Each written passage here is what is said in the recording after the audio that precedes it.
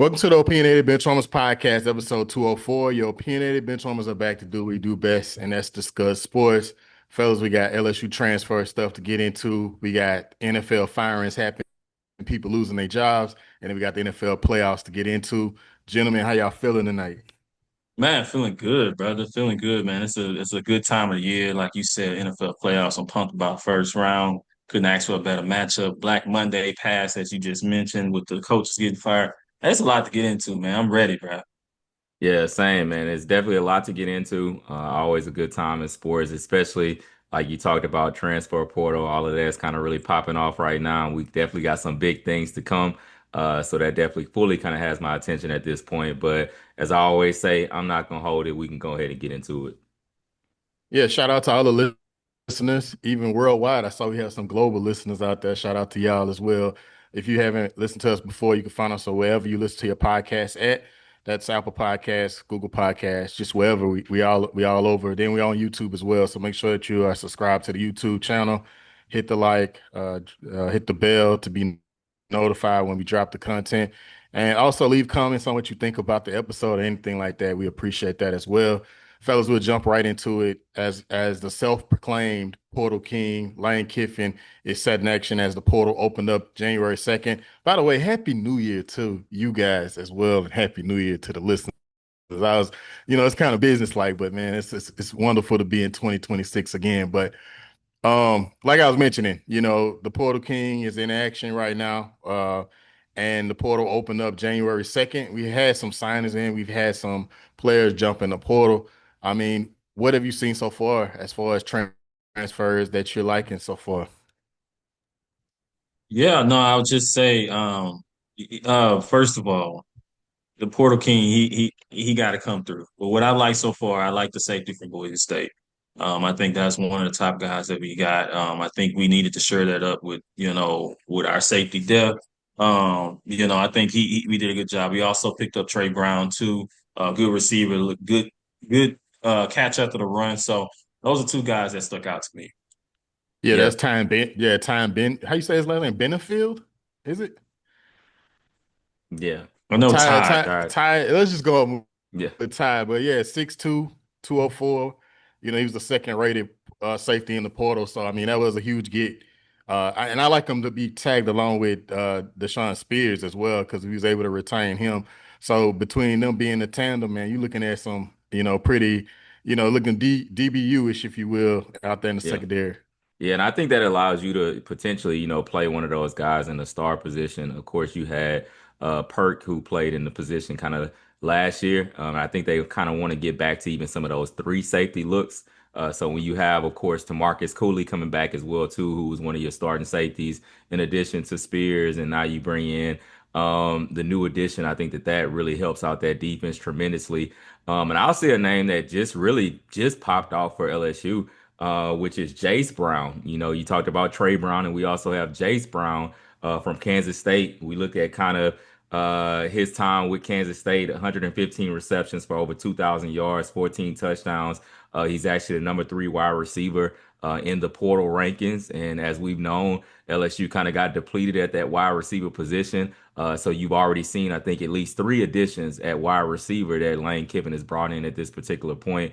So he's definitely someone that sticks out. And I think, the elephant that's in the room, we know that we got to have a movement at the QB position. And right now, it seems that things are trending in the right direction for us as it relates to Sam Levitt. I know that that's the big name that's on the table right now, with, of course, Trinidad Chambliss, re-upping with Ole Miss, and then obviously what we know happened with Brendan Sorsby with Texas Tech. So right now, you still have Sam Levitt on his visit. It was supposed to be a 2-day visit of Monday and Tuesday. Now they're saying that that's extended into a third day of him still being on campus, potentially Wednesday as well too, to have an opportunity to meet with Billy Glasscock, who is of course, the GM for LSU at this particular point. So right now they're saying all signs are pointing to Lane Kiffin actually being able to grab his quarterback in Sam Levitt. But those things can change by the day, they can change by the hour. So we just got to see that get across the finish line. Yeah, for sure. I mean, I think just what the work Lane Kiffin does at this point, and then you hear the names that's coming out fairly, you're looking at mid-major and young third year players that Los alluded to, like Jackson Harris is a wide receiver out of Hawaii, 6'3", 205. You look at the stature, he was productive. However, when I look at what Lane Kiffin has done historically, like with a Trey Harris, who, probably was flying under the radar at La Tech, I trust his evaluations of talent, and I trust that he knows what he's looking for to fit his offensive system. So I am paying attention more so to the offensive side of the ball and what he's able to do. But I think, like I told you guys, I don't care who's under center, honestly, until we get this line fixed. So obviously, every offensive lineman that we had last year is pretty much left for the portal. And I've been happy. I have a slight smile on my face every time I see somebody transfer out because our offensive line by far was the worst unit on the team. And you got to think that that'll be a priority for Lane as we continue through the portal. I do like the signing of the running back Racine Guillory. He seemed like he's a pretty statured guy, quick, out of Utah. But this is a guy that Lane was recruiting to Ole Miss before he ultimately committed to Utah. So you got to think that he already has a plan. He's familiar, the relationships there.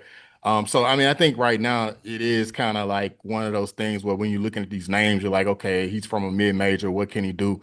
But I think that, Lane Kiffin's resume and what he's been able to do historically, you got to trust his evaluation and his system. Yeah, no, I think 100%. I mean, you look at what, as you talked about, he's consistently done in the portal. I mean, no one coming into this season at the beginning would have thought that Trinidad Chambliss coming from, D2 would turn into what he's become, and they're talking about him even potentially if he doesn't get that waiver where he could be even from an NFL draft standpoint. So I think that the system matters a lot as well, too. Obviously, the talent needs to be there, but I even think that as it relates to some of the linemen that are left over, you got to look at them being in an ineffective system to me that also kind of maybe caused them to not be potentially as good as they could be. So I think that you have to obviously, like you said, get the talent, but I think that the system is going to also improve some of these guys play as well too. So it's just going to be interesting to see how it continue to shakes out. It's still very early in the portal process, so I think that people are jumping to conclusion and kind of rushing to say, okay, oh, you don't have the number one portal class right now. What's going on? Like, let things play out and just see where it stands at the end of things. You're going to get probably, I would say, anywhere from 25 to 30 guys out of the portal in this class is going to be necessary for LSU's roster next year. So I think continue to see it play out as well too. Absolutely. And I just want to add one more player that I do like. That's the Carson Gulker, and that's the Swiss Army knife that they're adding to the team. They're comparing him to Taysom Hill 2.0 because he's doing a little bit of everything. That's from passing, catching, running the ball. So I'll be interested to see in this fast-paced offense that Lane Kiffin is bringing what type of weapon and how he will use Carson going forward. So I think that's a sneaky pickup. Yeah. And Definitely. last but not least, I think that what can't be understated as well too is the importance of retention in this day and time. And so some of the guys that, Lane Kiffin was able to retain, I think that sticks out as well too.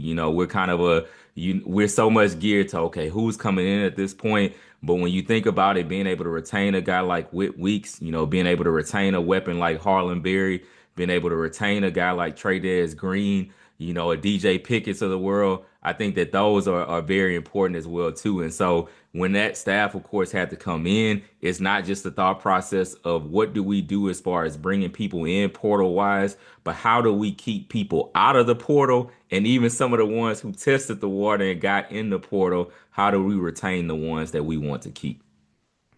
I agree with you. But anybody on that offensive line, they can leave. As we transition, man, we have some, as Lo said, Black Monday victims. But I mean, even as we recorded this, John Harbaugh, after 18 seasons with the Baltimore Ravens, with a record of 180 wins and 113 losses, has left the building, man. He was fired tonight, not too long ago, like maybe an hour ago. One of those things that I will say about that, you would think that the this past Sunday night game had a lot to kind of do with just a common theme with him mismanaging the clock. For example, like that was an amazing game, first of all, but just having three timeouts with 20 seconds left. Like, why are you saving these timeouts? The mishandling of play calling, the mishandling of Lamar Jackson and his injuries. But you got to think that, something finally hit the fan to where the Ravens organization felt like they had to do something different. This segment was going to be interesting because I was going to talk about guys that we felt like were on the hot seat for 2026, and he was going to be on the top of my list. So I can't say that this move surprises me, but ultimately, I think that the Ravens organization had to do something different because right now, with an amazing talent like a Lamar, two-time NFL MVP, you have to think that, at this point, to not have anything to show for it, they needed a change. And I respect them for doing it. Absolutely. They've been stagnant. I mean, let's call it what it is. They haven't been a team that they haven't even made the Super Bowl in the Lamar Jackson era. And we look at that game, even having that much time on the clock, right? And they just kind of settled for they even had an extra timeout. They Yeah. settled for the field goal, 40-yard field goal. Instead of, getting it close as possible, they kind of settled for now again, granted, a 40-yard field goal should have been made, right? But when you look at those type of things, time after time, those type of situations happening, this team has not went no farther, than a conference championship. I can see it's time to go in a different direction. I think it was very telling too when Lamar Jackson in the game when they were asking him, "Hey, how do you feel about John Harbaugh? Do you think that he should come back?" And he just said, "I'm just focused on right now." Then they asked him again, "Hey, how do you feel about John Harbaugh? Man, we just lost the game. I'm just trying to focus on me right now and moving forward." He never answered the question. That's a simple yes or no. I think at that point, to me, that was telling that okay, he's ready to move in a different direction. He may already know something or. It's time for a change, and when you can't answer a simple, yeah, I'm ready for him to stay, or yes, I want him to stay. I think that was very telling to me. Yeah, no, I agree with you 100% there because if you truly feel as being the franchise quarterback, if that's your guy, I believe that honestly, no matter what the circumstances are, you're going to speak up in that moment. I think that if they would have asked Patrick Mahomes a question like that about Andy Reid, I think that Patrick Mahomes would speak up on Andy Reid's behalf. And so I think that they found themselves as an organization that obviously John Harbaugh over the years has brought stability. You alluded to and mentioned the record already. That speaks for itself. This is a team that's kind of perennially been around and in the mix. And so I know he's gotten them to the mountaintop once before, but I think that ultimately when you start to think of the future and think of sustainability and trying to truly get back to that mountaintop, you just have to ask yourself that question of, do you feel that he can really deliver that again? And I think that when people, when they assessed it, they just felt that they had gotten to, as Los mentioned, they had gotten stagnant. And to me, there's nothing worse than stable mediocrity. I think that you have to find yourself in a place. We always talk about it. To me, either you got to sustain excellence or you got to go through the time where things are just kind of tough, and that's going to get you to that place of getting back to excellence. The worst place to find yourself is in that middle year after year. And so I think that they, found themselves in that place where they weren't getting back to the mountaintop again. And I'm not here to say I don't think that necessarily, John Harbaugh is a bad coach. Also I think that he's going to have suitors out there that are going to be looking to, kind of sweep him up pretty quickly. I don't think that we find ourselves in a situation like a Bill Belichick where people just felt like his days were over. I think that John Harbaugh is going to find another job and another opportunity. But sometimes things just get stale in the situation that you're currently in, and it's best for both parties if you split ways. Yeah, he's definitely a good coach. I mean, out of the coaches that we're about to discuss, he's definitely probably exalted himself up to the top of the coaches that will have another job next year. And he's one of those coaches that get fired and they're gonna have suitors kind of like Mike Vrabel in Tennessee. We knew he was gonna have another job that next year. But as we continue talking about coaches that hit the X, I mean, the Raiders are a mess. I mean, I think them and the Browns are constant teams that find themselves, ironically, always looking for a head coach, and that's just because of some of the decisions that they make from a staffing standpoint. But Pete Carroll going 3-14 in his first year, coming out of retirement, only to go back into retirement, but not by choice this time. I mean, I think that the Raiders, when they hired, how old is Pete Carroll? What, 73? He's like 73, 74 years He's old. 74. I mean, it's ridiculous to think that a guy at that age will be able to come back and just reignite your team. I'm not going to talk about Pete Carroll's history as far as and disrespect his legacy because it is what it is. He was a darn good coach. But when you're coming out of retirement, things have changed, systems has changed. Then when you think where the Raiders were at, right? You get Geno Smith as your quarterback, who's not that great of a quarterback. And then you picking up a mess from, Coach Pierce shouldn't have never been the head coach prior to that. They're just making a series of just questionable decisions. And I just really don't feel like hiring Pete Carroll from the beginning was the right decision. And here they are again, 3-13, looking for another head coach. It's almost Brown-esque, honestly, type of decision that they make. But I never believed in that decision in Pete Carroll, and I'm not surprised. And I do applaud them for go ahead and realizing that it's not going to work and not giving them another year. Yeah, I think if you're looking at it as a Raiders standpoint and a Raiders organization, we talk about mid teams and terrible teams. Pete Carroll came in there and did his job. They got the number one pick coming coming this year, So now you got the number one pick. It's almost, I would say 100% going to be a quarterback. So now you got a quarterback coming in there. And so now this position looks like, hey, you got a number one pick. You in the new shiny Las Vegas, and you can choose who you want to be your guy as a head coach. So he did his job. His days are behind him. Geno Smith days are behind him. I know he had the famous quote of they wrote me off, but I didn't write back. But it's time to write him off again because it's over with for dude. Yeah, Yeah, you got to yeah. start writing. he Well, I'm he gonna gave start what writing for him. he gave what was left to give for sure. Yeah. Yeah, no, definitely. I mean, y'all already really said it, man. It was definitely time to move in a different direction. I think that there's a lot of things that have to be fixed, with this team, as you alluded to. Obviously, a QB is going to be coming in. They got to fix that O line. We know what they have behind there in Ashton Genty. I still believe that Ashton Genty is an elite talent. I'm still a believer in him, but when you run it behind the line like that, there's not anything that many people can do. So I Bijan couldn't even run behind that line. Right, right, exactly. So a lot to clean up, but honestly, as it's been mentioned, I think that you can get, a good candidate in the mix of that because they're gonna see the outlook of saying, like you talked about that number one pick. Things you're gonna have to clean up, obviously, in the offseason. So free agency, you're gonna have to hit on some things, especially from an offensive line standpoint. But it was time for Pete. I Like think they the should time has trade Max passed. Crosby and see what type of assets they could get back for him. I think that you rather trade him while he has value. And I think you owe Max Crosby to send him to a team where he can compete, maybe to the Saints, maybe I'm joking. And here we go. Here we Maybe go. maybe to the Chiefs. But yeah, I think Pete Carroll need to hang it up, man. He need to hang up the visor. You had a hell of a run, man, but it's not gonna work, man. But moving along, another coach. I think Kevin Stefanski, who is a coach that I have great respect for, coach of the year in 2020 and 2023, led the Cleveland Browns. I know it seems so long ago, but led them to some playoff runs in both those years.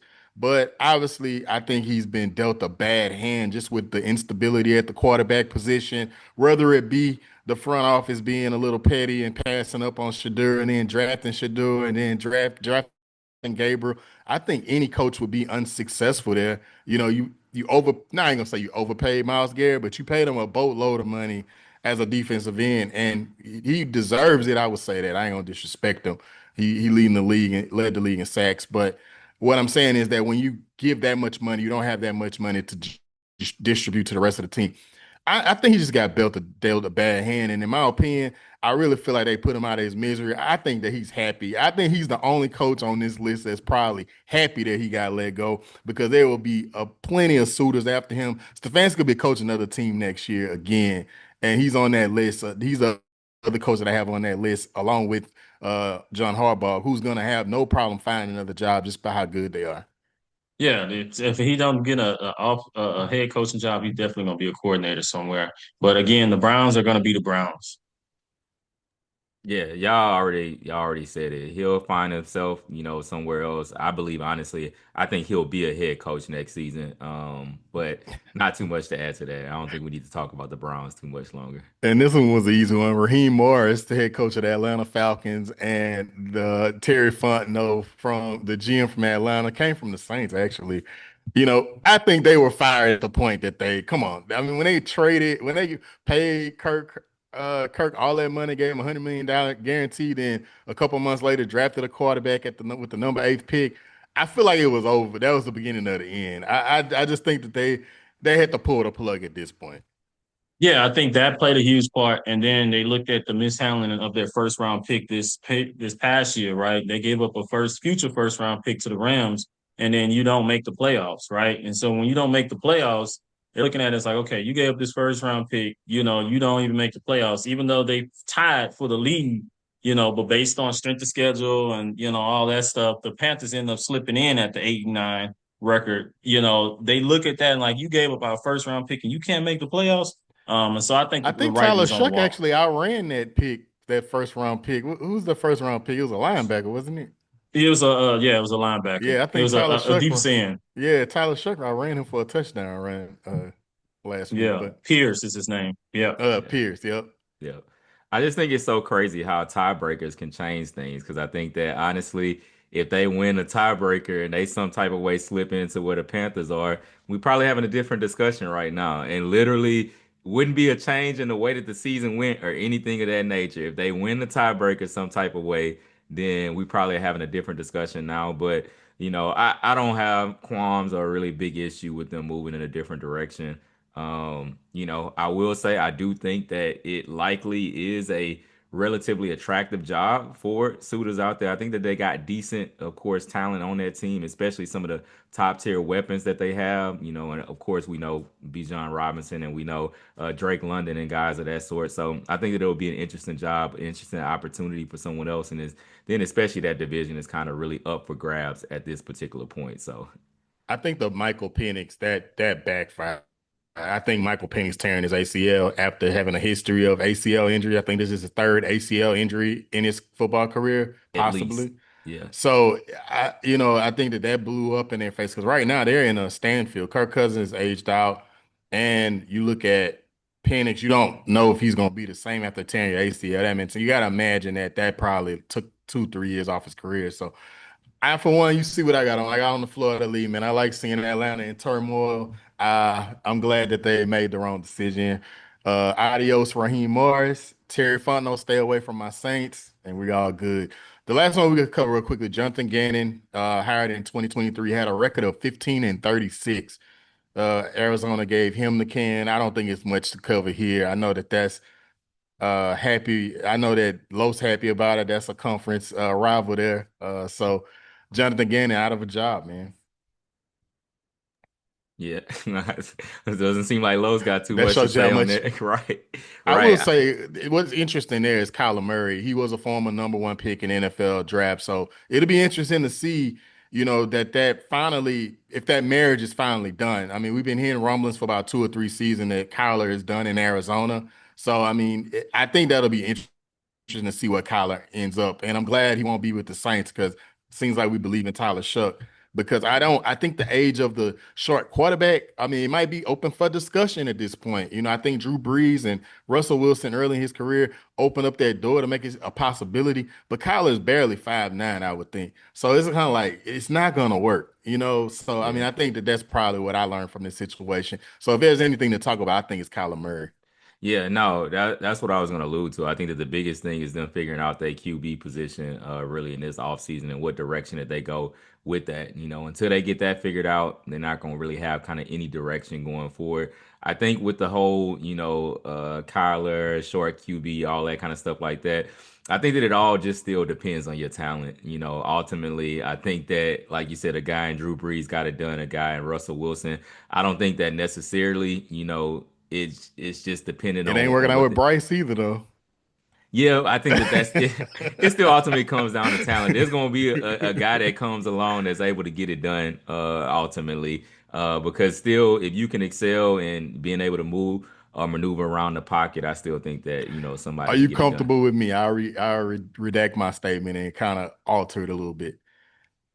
Do you believe that it's kind of like what we're seeing in this coaching shirt, like the young coach McVay. Let's get the young, exciting coordinator. We talked about this on another pod. Yeah. I think that Drew Brees and Russell Wilson made it like, oh, everybody that's short. It doesn't, height does not matter, regardless of talent. I think those days are over. Like, Yeah. I just mean, yeah, no, the I think fast, that short quarterback. yeah, no, I mean, I think that you have to be exceptional if you don't have the height. So Yeah, like you exactly. got to be exceptional, and I think that should kind of always be the viewpoint. You need to be exceptional if you don't have that. Absolutely, and I agree with that. Like, if you're not exceptional, and even you talk about Russell Wilson, right? He had a strong run game, right? He took those. He had a good deep ball, right? But then you think about Drew Brees. He was just exceptionally accurate. He was Yeah, special with his accuracy, right? And because so you Breeze think didn't have a about those deep things. ball. Right. He didn't have a deep ball, but he was accurate with his ball. And so when you think about Colin, he's mobile, but he was never really accurate, right? He never really read defense like he should, right? He depended too much on his legs. And so, I get it, but like you said, I think it's beyond height for me. I think it just depends on the player, right? I think a player just come in, be special.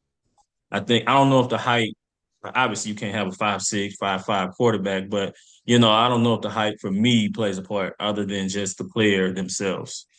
And then two as well.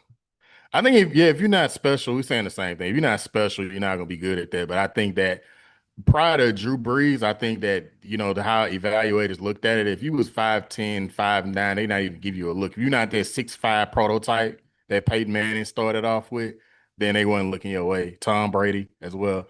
But it's interesting to see. We'll move along. The most exciting time of the NFL season, and that is the wild card weekend. Fellas, we got a bunch of games. The spreads aren't that different. Like, it's gonna be some good games this weekend.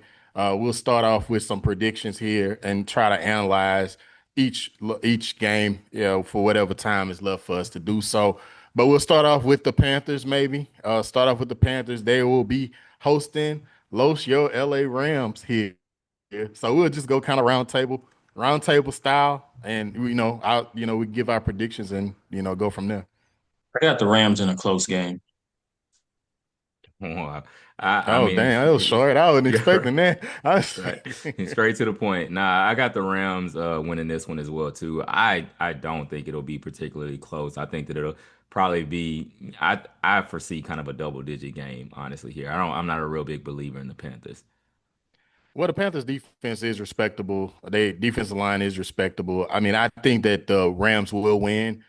The thing I look at is the quarterback matchup. When I look at Matthew Stafford and Bryce Young, I obviously I'm gonna take Matthew Stafford with a Super Bowl pedigree.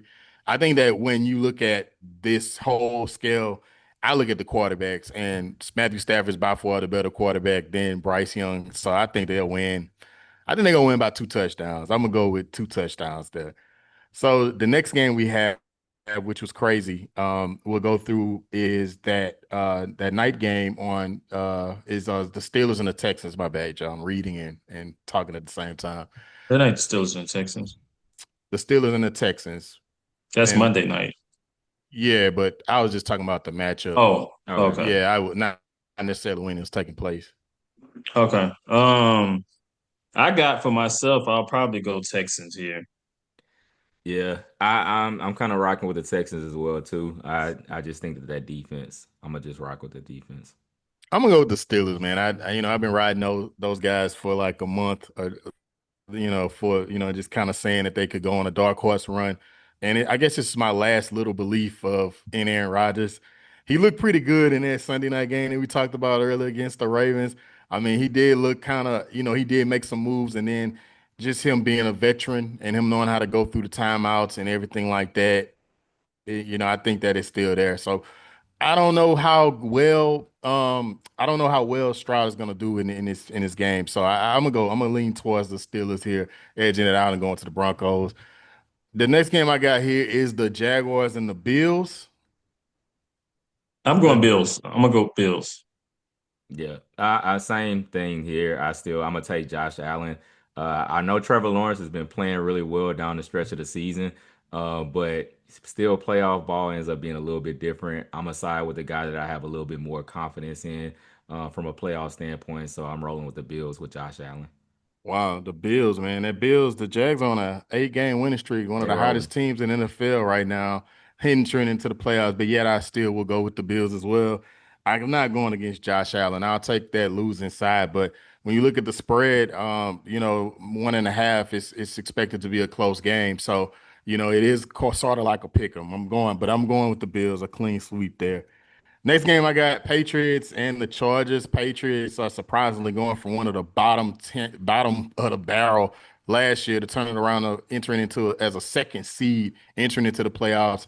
They'll be going to LA to face the Chargers. Who y'all got? Man, it just goes to show you how special getting your quarterback, how much that can change everything for you, right? But I'm gonna go Patriots here. I think the Patriots are just well coached right now. I think they're gonna get the job done in a close game.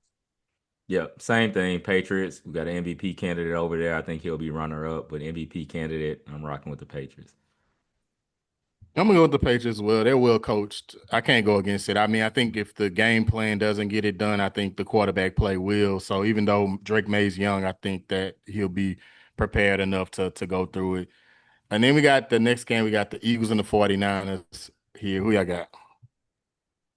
God, this one is, I'm kind of happy that this matchup happened. I'm gonna say that because you're eliminating two contenders. You're eliminating at least one of these contenders, and this is really a toss up for me as well. But I'm gonna say the Eagles squeeze one out on this one because again, I don't believe in the 49ers defense. Yeah, this one is one that's kind of tough for me as well too. So the Eagles have been so up and down in this season as we've talked about. Oh man. If I have to pick right now, I'm gonna go 49ers, but I don't love it. I don't love it. I'm going 49ers as well. I mean, despite all the injury they had, the Fred Warner, they lost their quarterback for a month out the season, Brock Purdy. They found a way to win. So I'm gonna go 49ers here. Plus the Eagles been sleep since they won the Super Bowl. So I'm gonna go 49ers here. The Philly is a 4.5 point favorite, so maybe I'll regret it. We got the Bears and the Packers. That's a classic NFL matchup right there. The 2 and the 7 seed. Green Bay entering into the game as a 1.5 favorite. They'll be playing in Lambeau. What you got?